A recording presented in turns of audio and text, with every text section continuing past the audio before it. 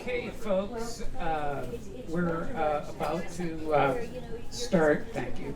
We're about to start the next reading, and so anybody's interested, come over and have a seat. We've been running readings continuously yesterday and today, and they will go on till the very end of the festivities. My name is Eric Rensberger. I'm a member of the Writers Guild at Bloomington. We put on this event and run the Poetry on Demand table right over there. If anybody has a yen to get a poem written to your specifications, please stop by the table. The poets involved in this event are also involved in the Poetry on Demand table. Michael, it looks like we'll be over there later this afternoon cranking out the poetry for the people. So let me introduce Michael Brockley. Michael Brockley is a retired school psychologist who lives in Muncie, Indiana, where he is looking for a dog to adopt. Let me repeat that. He is looking for a dog to adopt. So if anybody has one, he's right here, let him know. His poems have appeared in Shorts Magazine, the Parliament Literary Journal, Book of Matches, and Visiting Bob poems inspired by the life and work of Bob Dylan. Poems are forthcoming in Last Stanza Poetry Journal, Jasper's Folly Poetry Journal, and Syncopation Literary Journal. Please put your hands together and welcome Michael Brockley.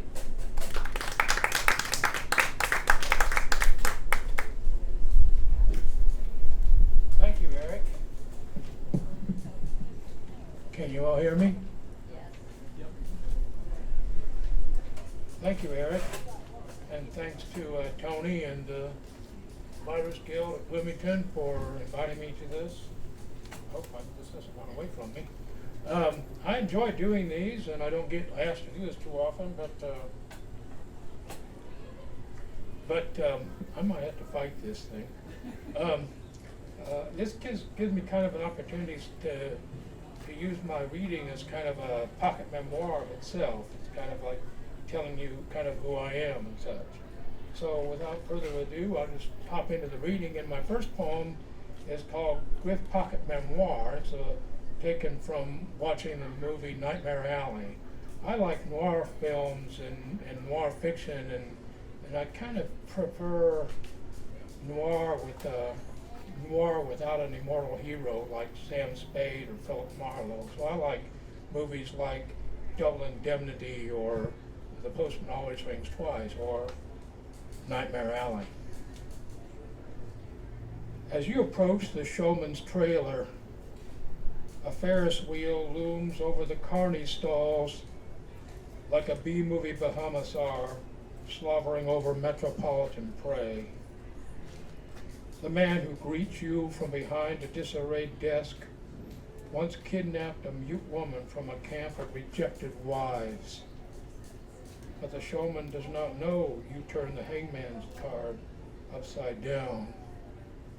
Know that you once pleased the judge and trusted a woman who wore scarlet lipstick like a bludgeon. A matricidal fetus stares at you from its thalidomide jar among the carny's collection of pinhead skulls and hinterland heirlooms. The showman senses the dead fathers in your wonderland eyes and suspects you were born to be the shadow that lingers in midway spook shows. Enoch, you say, remembering the dead child's name, and draw your jacket around your sunken chest. The colorless coat you looted from a sleeping pigman after the hobos drove you away from their circle of Jake Lake hooch. As the carnival boss settles a thimble of freak show gin into your trembling hands, he offers a gig in a geek cage with a pallet to sleep on under a miscellaneous tent among blue moonshine and chicken crates. This is how the rest of your life begins. It won't all be this horrible.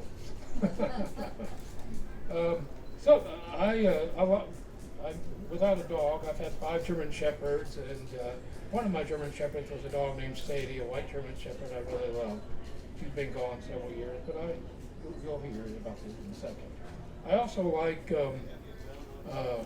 music, particular singer-songwriters, and have a kind of a fondness for those singer-songwriters with ravish voices like Bob Dylan and Leonard Cohen, and in this case, Tom Waits. This is a cento. A cento is a type of poem written in which you take pieces of language and put those pieces of language together to make something different. Anybody here a fan of Tom Waits? And you might recognize some songs, but in a different context. Dog Walk with Sadie through a Tom Waits cento. I spent the day unringing bells in a house where nobody lives, while the ghost of my white German Shepherd asked, what keeps mankind alive other than the innocence of dreaming? From the heart of a Saturday night, I eavesdropped on Jersey girls who lured their beaux into blue Valentine beds. My ghost dog and I, having had our fill of pasties, G-strings, and swordfish trombones. Sadie reminisced about rain dogs over the sausages and eggs we ate in a Cadillac.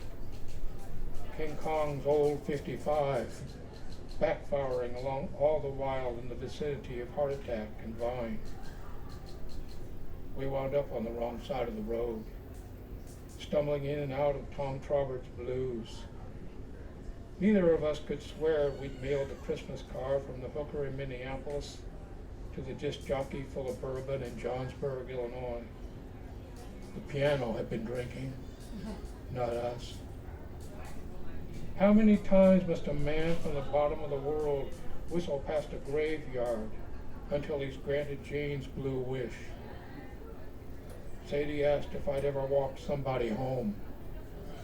I answered, I hoped I wouldn't fall in love again. So,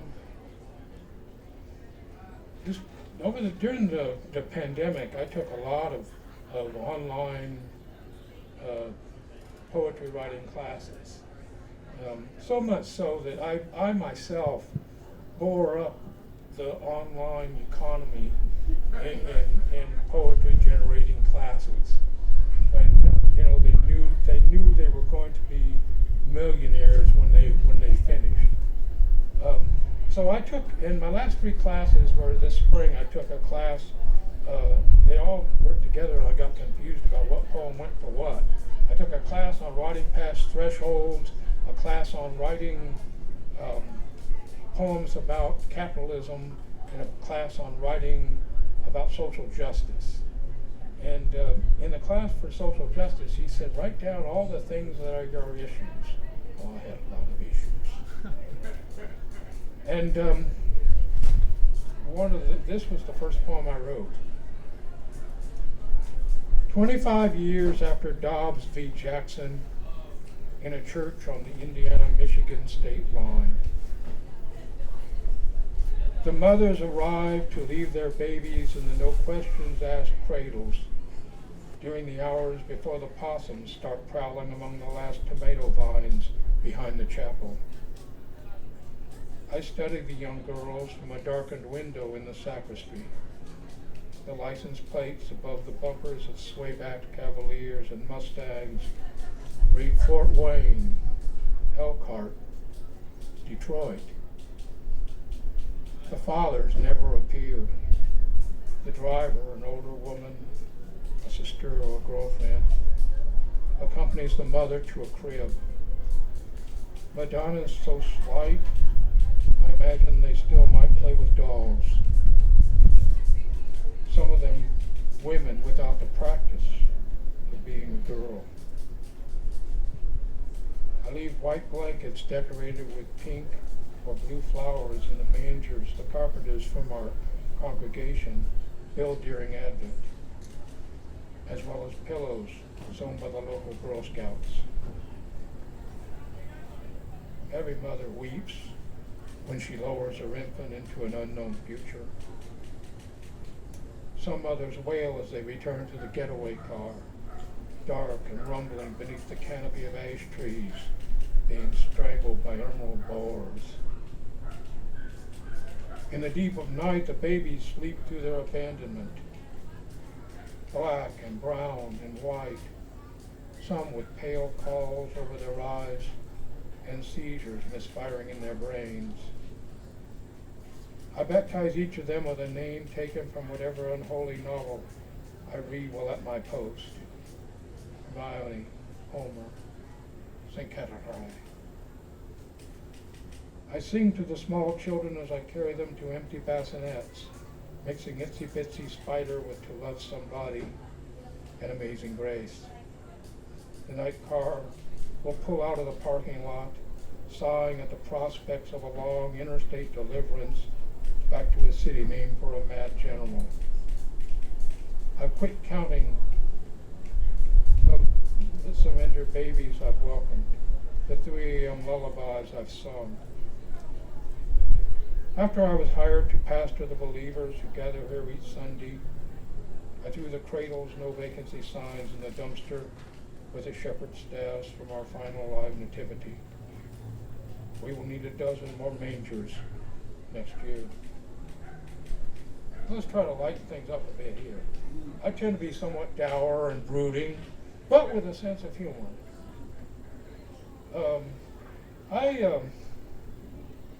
This poem is essentially true. When the woman in the white sweater at the canceled Charles Simic reading asked if I was David's shoemate, I said, "Call me Dave." She stopped, spellbound, as I regaled her with unpublished tales in Neruda's suitcase, with Dali's recipe for sautéed hummingbird. Valentine smoldered in her eyes as I recounted the erotic awakenings I experienced from eating pomegranates. Soon we were Elvis and Margaret duetting on Viva Las Vegas between picnics with Japanese Zen poets and vacations to the island of haiku. I introduced her to my friend Sancho Panza. Circumstances being what they were, I resorted to the occasional chicanery. I pawned my autographed copies of High Water Mark and The Floating Bridge with the incriminating photograph of the bona fide poet on the back of each book.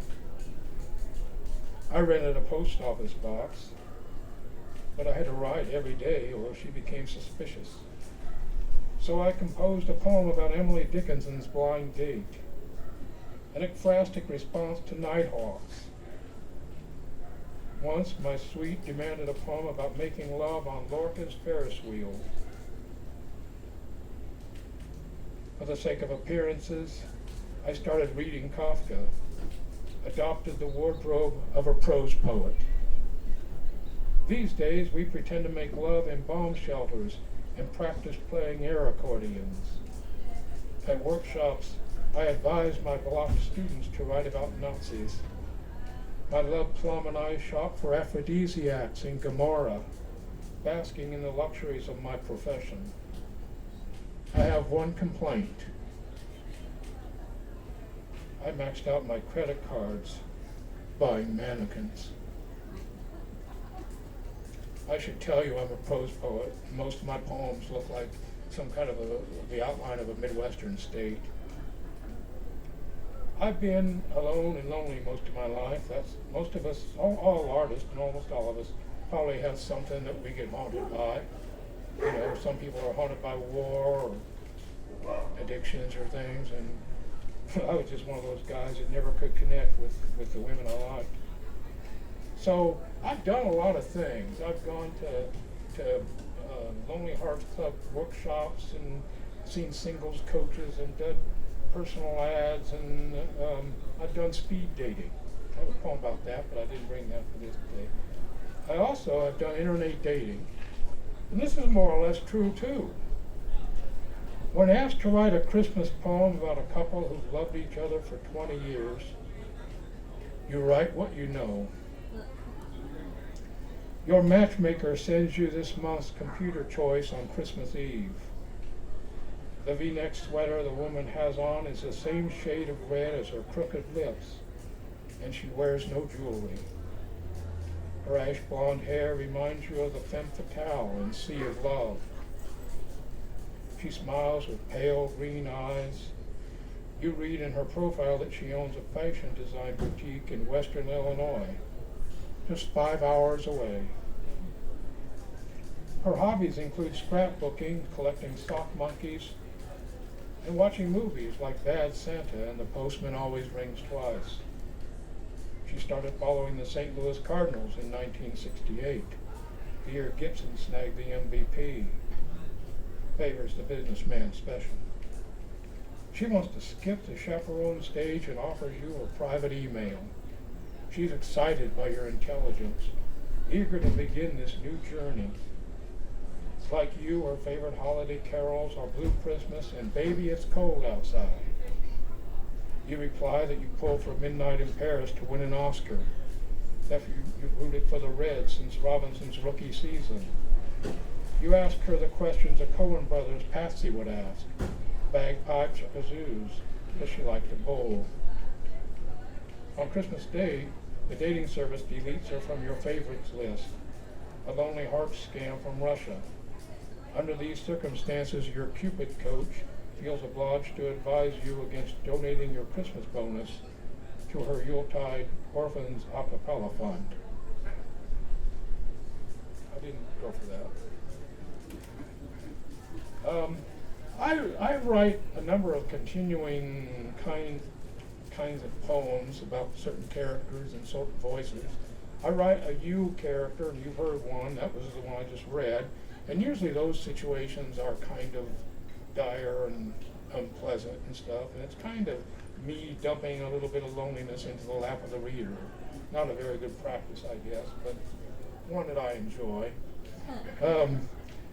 I also write poems, one of them I'll read later, but I write poems about Wile E. Coyote, who is kind of different from me, because in his private life, he's pretty handy. He has a good relationship off and on with Penelope Pussycat. Penelope Pussycat. He can fix things. I couldn't fix anything. And he hangs out with people like, tough guys and badasses like Lee Marvin and Jack Palance and things like that. So, I've written a bunch of poems with him, and this one is the only poem I've written of the dozen or so I've written that has him actually thinking about and interacting with his role as an actor in the kind of dramas that he engages in. It's called, the poem not titled, The American Company That Makes Everything, and the 341 Deaths of Wile E. Coyote. Following the Roadrunner speed bump fiasco, I started hoarding receipts and warranties. After all, the New Mexico Desert Marksman slingshot, for instance, came with a steep price, what with its boulevardiest, burn-up-the-roadiest bullseye pellets in the complimentary catapult action ammo pocket. The operator's manual all but guaranteed the pellets wouldn't boomerang. My bad, I guess. And I'm ashamed to admit how much I coughed up to have the locomotive tunnel decoy acrylic paint special delivered to Coyote Manor. I only needed it to work once. And let's face it, any outdoorsman has good reason to believe a backpack rocket with handset controls should navigate through the desert air like that hotshot stealth bomber in Top Gun. Instead, I wound up crawling out of an ever-ready-to-eat-of-us hole near where the first Anvil fell on my noggin in '49. Don't get me wrong, like everybody else, I've splurged on a pair of concert tickets to hear a bad scooter sing about working beneath the wheel. So cutting a super check for the Hot Vodicus Supersonicus baited trap didn't make me break a sweat.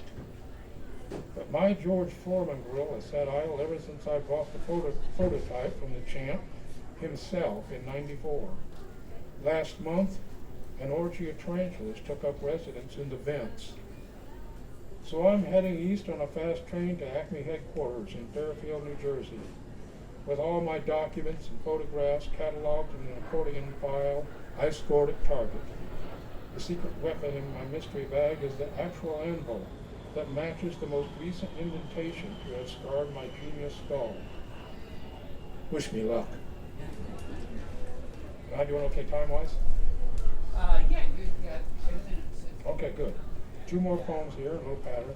So, one of the things I like also is baseball. And my birthday, August 18th, a couple of years ago, before the world changed, and such, my brother took me to the Cincinnati Reds game, and before the game we went to the Cincinnati Reds Hall of Fame and museum and gift shop, and lo and behold, they were selling bobbleheads of one of my first actual human hero. My early heroes were like Mighty Mouse and people like that. My first human hero was an outfielder for the Cincinnati Reds named Vada Pinson. So then we went upstairs, and his son was up there. Vada Pinson had since died, but we went upstairs, and his son was signing autographs. So got an autograph. This is even more or less true. An ode to Vada Pinson. The son of the center fielder you think should be in baseball's Hall of Fame autographs his father's bobblehead for you in a museum in southern Ohio. Your first hero, Pinson, roamed the outfields of Middle America, where he outran Clementi's gap shots and Aaron's deep fly jacks. He treasured his baseball card in the top package you bought at Schlichty's Grocery one summer afternoon. A 5-tool star before the big league scouts began tossing the accolade around the hot stove league. Sports Illustrated never showcased his Oakland childhood, his high school trumpet chops, whether he preferred miles to Satchmo, whether he doodled on napkins during long flights to the coast. The son signs his father's name on the base of the souvenir, Pinson's pose modeled from one of those cards you collected when you were 10. Back cocked behind the All-Star's left ear, his eyes focused on a pitch from Gibson, Spahn, or Koufax. When you tell the son his father deserves a plaque in Cooperstown, the man rises to shake your hand. While you see number 28, tripling in the bottom of the 10th, and stealing home for the winning run. My last poem is I have a character that I write about. I have several characters I write about. One of the big ones, I've probably written close to almost 3 dozen poems about, Aloha Shirt Man. And Aloha Shirt Man, Wile E. Coyote kind of is a capable guy who's got a bad gig and stuff, and the U person that usually gets the tough stuff. Aloha Shirt Man is more quixotic and kind of a doofus, and so he kind of has adventures. Sometimes a little magical realism is involved, like in this one. Aloha Shirt Man visits his hometown at the height of the orgasmic blueberry season. All summer, the families in Aloha Shirt Man's hometown nourish themselves on orgasmic blueberries, on the dusky fruit that flourishes in the fields behind churches haunted by extinct bees. This is where Milton Friedman cherry-picked Adam Smith for the fairy tale about the invisible hand, while his wife plied him with the desserts she baked with fruits harvested under a waxing moon. Aloha Shirt Man roots for the hometown blueberries, with their minor league roster of players nicknamed Suitcase and Bumblefoot. He takes comfort in knowing the berries will lose 100 games again this year, while planting Little League All-Stars in the wombs of the county fair queens during off days and rainouts. Nobody minds. Every boy and girl can toss a knee buckler for a strike on a 3-2 count, hit in the clutch, and launch fastballs beyond the city borders with an Adirondack ash. After pickup games, Mrs. Friedman and the town mothers fix their loved ones' Dagwood sandwiches piled with Spam patties, peanut butter, tomato slices, and the ecstatic fruit. In late July, the pharmacies close after selling out their stock of condoms and diaphragms, and the Berries forfeit the remaining games on their schedule. Aloha Shirt Man walks the deserted August streets of his hometown in summer's final celebration of the Oh My God chorus. He wears the jersey of his favorite player with his imaginary number on the back. Thank you.